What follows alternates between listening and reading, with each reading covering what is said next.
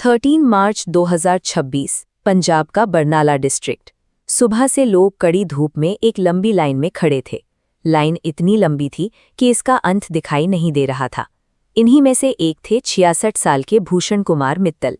एक LPG cylinder के लिए कई घंटों तक धूप में खड़े रहने के बाद उन्हें कार्डियक अरेस्ट हुआ और लाइन में खड़े खड़े ही उनकी मौत हो गई।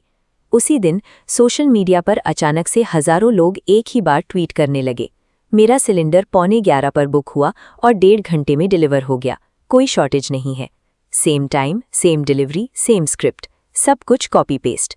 सच्चाई ये है कि ग्राउंड पर सप्लाई चेन पूरी तरह टूट चुकी है, लेकिन ऑनलाइन इस तरह के कोऑर्डिनेटेड पीआर कैंपेन चलाकर असली क्राइसिस और लोगों की मौत को छिपाने की कोशिश की जा रही है। ज़मीनी हकीकत इन ट्वीट से बहुत अलग है। मध्य प्रदेश और गुड़गांव में online gas booking system crash हो चुके हैं। व्हाट्सएप पर बुकिंग्स फेल हो रही हैं, जिसकी वजह से लोगों को मजबूरी में फिजिकल गैस एजेंसीज के चक्कर काटने पड़ रहे हैं। इस पैनिक का सीधा असर कीमतों पर पड़ा है। जो डोमेस्टिक गैस सिलेंडर ऑफिशियली लगभग 900 रुपए का आता है, वो अब बड़े शहरों के ब्लैक मार्केट में 6000 रुपए तक में बिक रहा है। हालात इतने बेकाबू हैं कि महाराष्ट्र और उत्तर प्रदेश में गैस सिलेंडर ट्रांसपोर्ट करने वाले ट्रकों को अब पुलिस प्रोटेक्शन देनी पड़ रही है।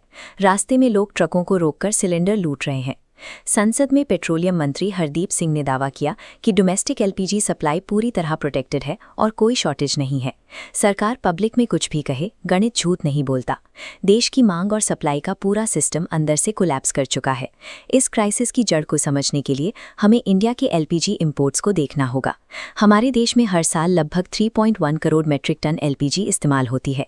इसका 60% हिस्सा हम दूसरे देशों से इंपोर्ट करते हैं।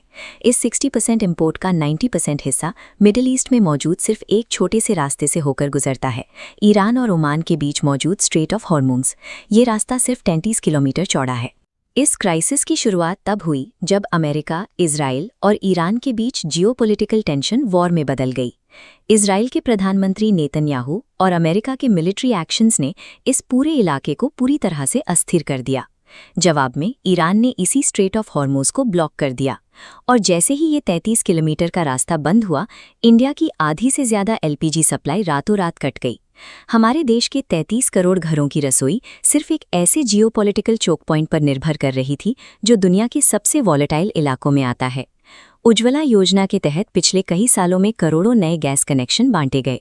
एलपीजी की डिमांड लगातार बढ़ाई गई, लेकिन उसके हिसाब से सप्लाई का बैकअप इंफ्रास्ट्रक्चर क्यों तैयार नहीं किया गया? इंडिया के पास एलपीजी का कोई भी प्रॉपर स्ट्रेटेजिक रिजर्व नहीं है। 140 करोड़ लोगों के इस देश में इमरजेंसी के लिए जो बफर स्टॉक होना चाहिए था, वो लगभग ज़ीरो है। हमारे पास सिर्फ विशाखापत्तनम और बैंगलोर में कुछ छोटी अंडरग्राउंड केव्स हैं, लेकिन इनका इस्तेमाल स्टॉक जमा करने के बजाय सिर्फ गैस का फ्लो बनाए रखने के लिए होता है। ये चार्ट हमारे डेली कंजम्पशन और रिजर्व की तुलना को दिखाता है। इन अंडरग्राउंड केव्स की टोटल कैपेसिटी सिर्फ 1.4 लाख टन है। अगर हम पूरे देश की डेली खपत को देखें तो ये गैस 48 घंटे से भी कम समय में पूरी तरह खत्म हो जाएगी। हम बिना किसी सेफ्टी नेट के काम कर रहे थे। हमारी पूरी LPG supply chain real time imports पर टिकी थी। जैसे ही बाहर से जहाज आने बंद हुए, सप्लाई का रुकना तय था। फिलहाल डिप्लोमेटिक बातचीत फंसी हुई है। फॉरेन मिनिस्टर जयशंकर के मुताबिक ईरान से कोई ब्लैंकेट एग्रीमेंट नहीं मिला है। हमें अपने हर एक जहाज को निकालने के लिए ईरान से अलग अलग नेगोशिएट करना पड़ रहा है और अमेरिका या रूस से आने वाली इमरजेंसी सप्लाई सिर्फ एक दिन की खपत के बराबर है। जब तक वॉर खत्म नहीं होती और स्ट्रेट ऑफ हॉर्मुज़ पूरी तरह नहीं खुलता, गैस की रेगुलर सप्लाई शुरू नहीं हो सकती। इसका रियलिस्टिक एस्टिमेट कम से कम 4 से 8 हफ्ते का है। ऐसे में आपके पास क्या रास्ते हैं? अगर आपके घर में बिजली रिलायबल है तो सबसे प्रैक्टिकल सोल्यूशन है इंडक्शन कुकर। ब्लैक मार्केट में गैस के लिए 6000 रुपये देने से बेहतर है कि 2 से 3000 रुपये में एक अच्छा इंडक्शन इस्तेमाल किया जाए। शहरों में रहने वाले लोगों के लिए दूसरा ऑप्शन पीएनजी है। पीएनजी यानी पाइप्ड नेचुरल गैस, जो सीधे पाइपलाइन से आती है और इसका स्ट्रेट ऑफ हॉर्मुज़ की ब्लॉकेज से कोई लेना देना नहीं है। आप अपनी सिटी गैस कंपनी की वेबसाइट पर रजिस्टर कर सकते हैं। जब प्रशासन फेल हो जाता और जियोपॉलिटिक्स आपके किचन तक पहुंच जाती है, तो अपने लेवल पर टेक्नोलॉजिकल ऑल्टरनेटिव ढूंढना ही इस क्राइसिस से बचने का एकमात्र तरीका है। लेकिन इंडक्शन और पीएनजी वाले ये सॉल्यूशन सिर्फ शहरों तक सीमित हैं। रूरल इंडिया में, जहां आज भी बिजली की सप्लाई अनरिलायबल है, वहां इंडक्शन काम नहीं करता। इस क्राइसिस की सबसे बड़ी कीमत गांव की औरतें चुका रही हैं। सालों की मेहनत के बाद जिन औरतों को चूल्हे के धुएं से आज़ादी मिली थी, आज गैस खत्म होने की वजह से वो वापस उसी मिट्टी के चूल्हे पर खाना पकाने को मजबूर हैं। देश के एनर्जी इंफ्रास्ट्रक्चर को सिक्योर करने में जो प्रशासनिक चूक हुई है, उसने दशकों की प्रोग्रेस को मिटा दिया है।